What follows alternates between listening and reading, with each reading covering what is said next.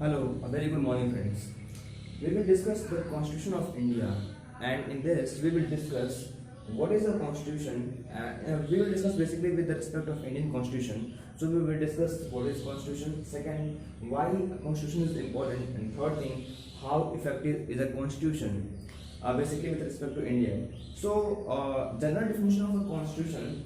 What is Constitution? If you find that the Constitution is a fundamental principle on which the society is based, on which the which governs the society. So, what do you mean by the fundamental? Fundamental means that the principle, the set of rules which is required to develop a society, which is required to have a very peaceful society. So that means the fundamental.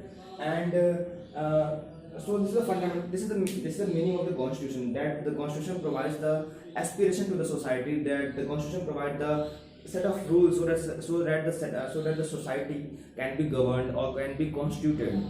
So the next thing is that why now next question arises, why constitution is important. The constitution is important because of basically four or five reasons. So why the constitution is important? Because the first thing, to coordinate amongst the members. Second thing, the specification of a decision making power, limitation on the government, and aspiration and goal of the society, and the fundamental identity of the people. So we will discuss all these in a greater detail. And the next thing, how effective. How effective means that can a constitution? How effective means that since constitution is a document. So can a document be very effective? Can anyone make a document and say that it is a constitution? And if the document is so effective, then we can look at that what makes it very effective and why it is very effective and what governs it. So why a constitution is important? See, first point, we will discuss the first point first of all. If you look at the Indian perspective, we find that the India is a very diverse country, and if you look at the society, we find that the society is governed by a large number of people who are having a diverse section. Diverse section means that some are diverse in the respect of the religion, on the basis of the caste, and some are old, young, and etc.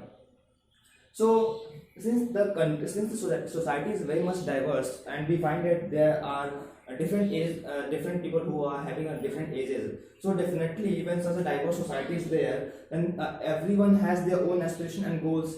Everyone wants to do something, but it might be possible that the goal of one can have a negative impact on the goal of the other. So who will be there, who can coordinate, who something must be there who can coordinate amongst the member, so that a society can be governed in a very peaceful manner.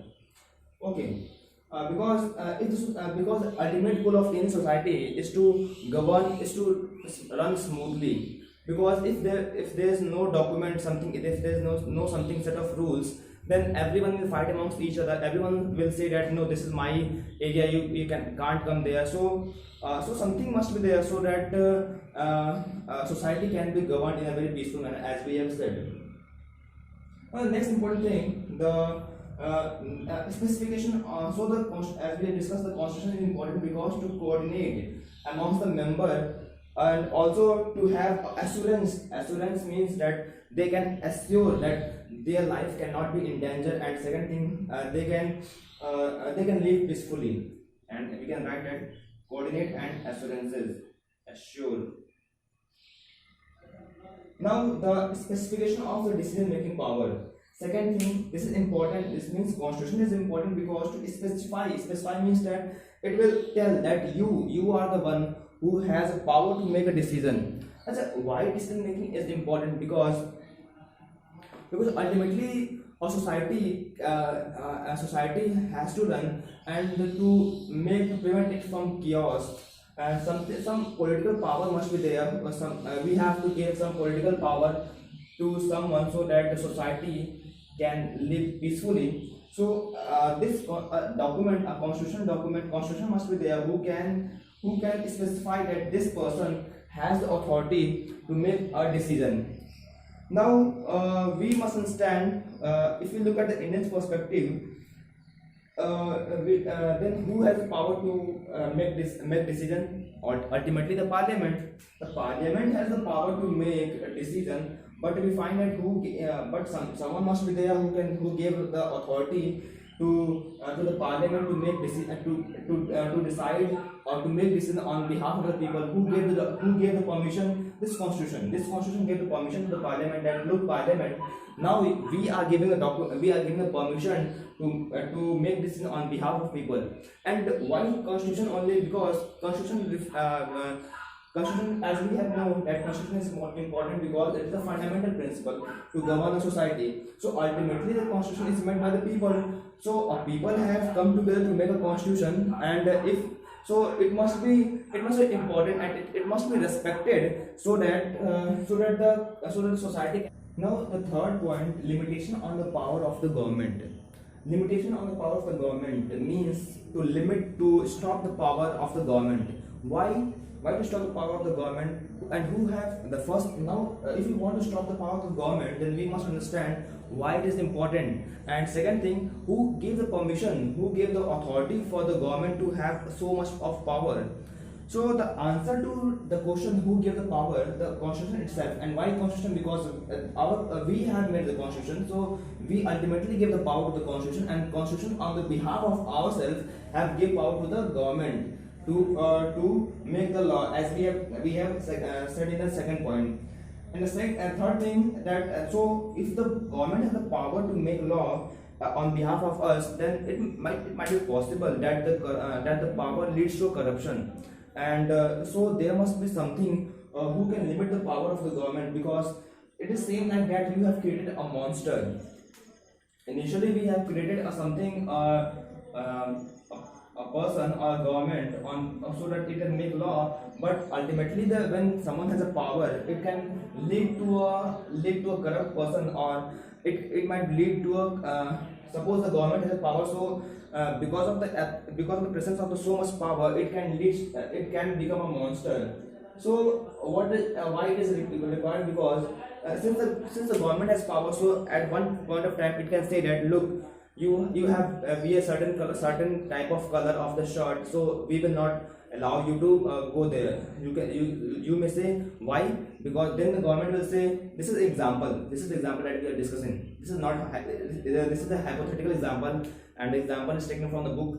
So I am saying that the government at some point of time may say that you have wear a certain type of color, so you will not be allowed to enter somewhere. Second thing, it might be said that you are so and so, you follow so and so practices of the religion, so you will not be allowed. You say why? Because this is my own, I can do anything, but the government will say, look, we have the power to do anything, so we can stop you from doing anything. Then it will be a problem. The government can make law, and we find on the law it might be written like this. And the third thing, government may say that since you are not allowed to sing a particular type of song, on the law itself, it is written. So you can say that why we will follow such law? We will follow such law because it is made by the government, and who have given the permission? We itself give the permission.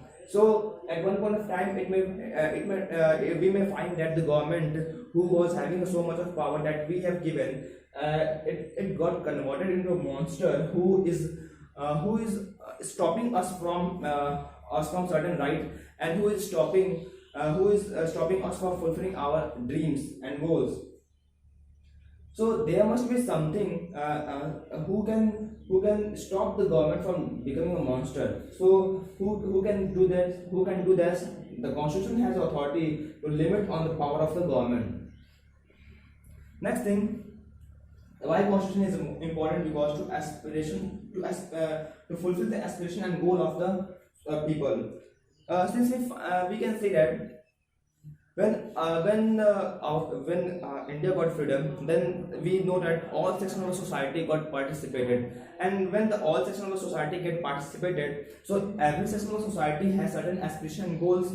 For example, women were not allowed to participate in the election, or not allowed to go to the school colleges in the during the British area time. So the women then participated. They thought that when a new India, our new country will be formed, then we will have an equal right as equal to the men. So they fought for their own aspiration and goals. Second thing, and when certain people who were oppressed from the ancient time, they participated in the freedom struggle. They thought that when the new India will be formed, we will have an equal right, and we will not be oppressed. So they fight for to end their discrimination. So we find that certain section of society has certain aspiration and goals, and when a constitution, so some document must be there who can provide, who can aspire, who can aspire to fulfill the dreams and aspiration of the society.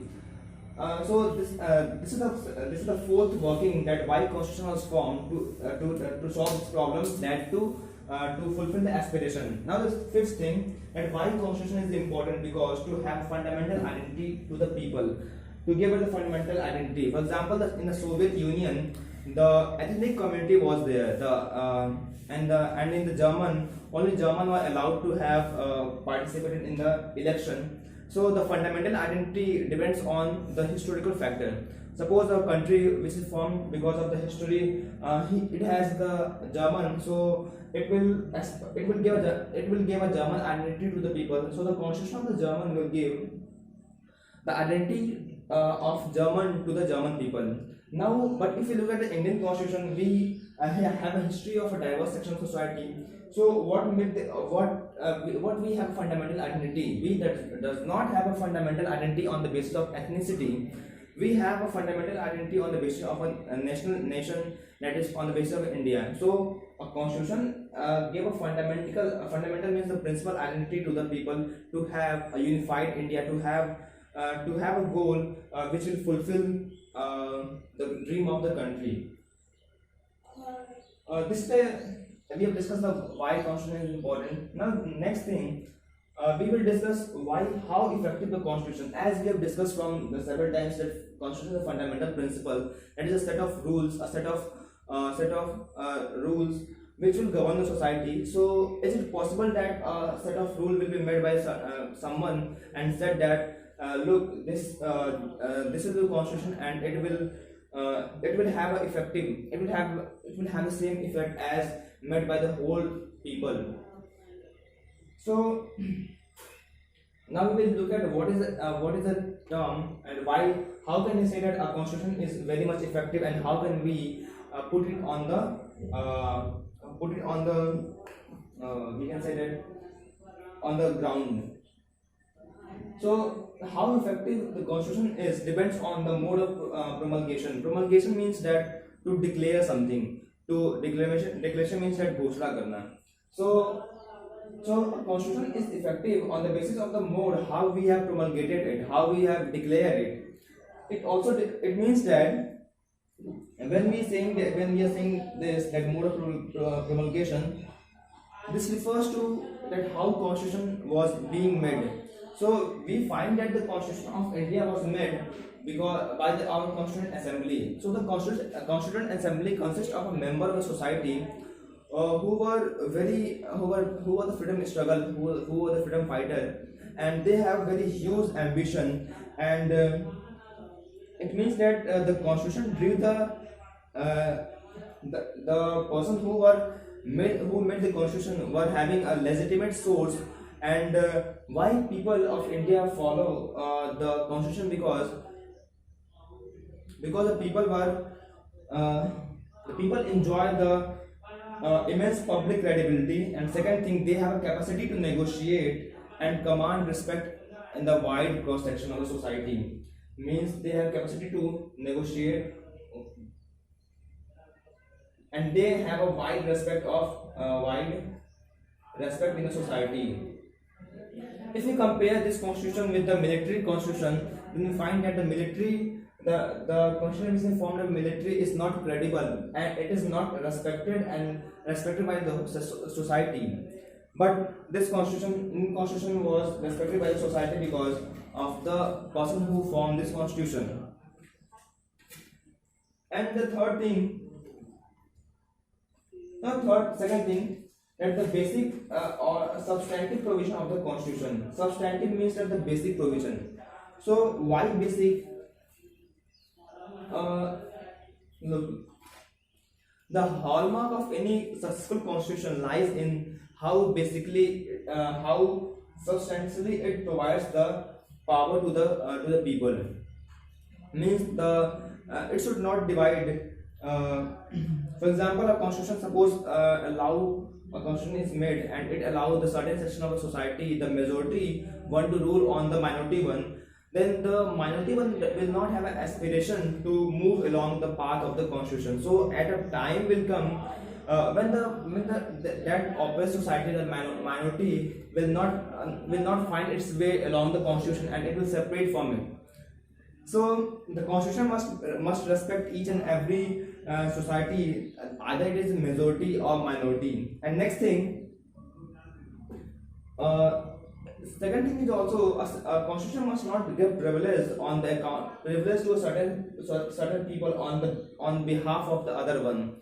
So if a constitution give a privilege to certain section certain people, then the other will not, as we discussed, other will not find its way. So that must not be there. So if a constitution is made that respect the equality and freedom of the society, then that constitution will find a long way out, and it will lead to a longer life of the people and the country. Next thing is that the most important thing is that for effective constitution, the balanced institutional design. The design of a constitution. Institution means that the institution that is the institution which is required to govern the country. Basically, three institution is there: the legislature, executive, and judiciary. So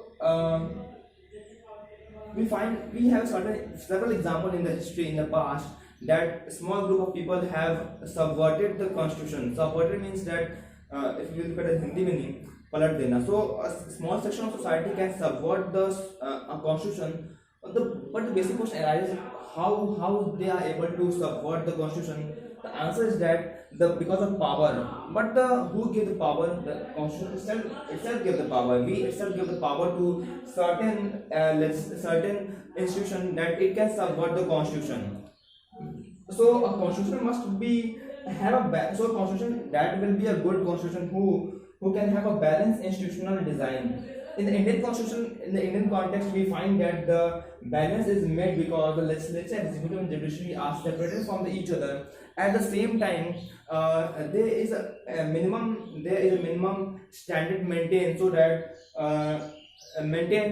each can have a check on each other. So at last, we can say that the constitution, our Indian constitution, has a balance, means that check and balance, so that amongst the three organs of the country, that is the legislature, executive, and judiciary. And the fourth thing is that having a balanced institutional design, the very core, there must be some independent organizations who are the fundamental to the country. Example, election commission. Example, in the election commission, it is independent body.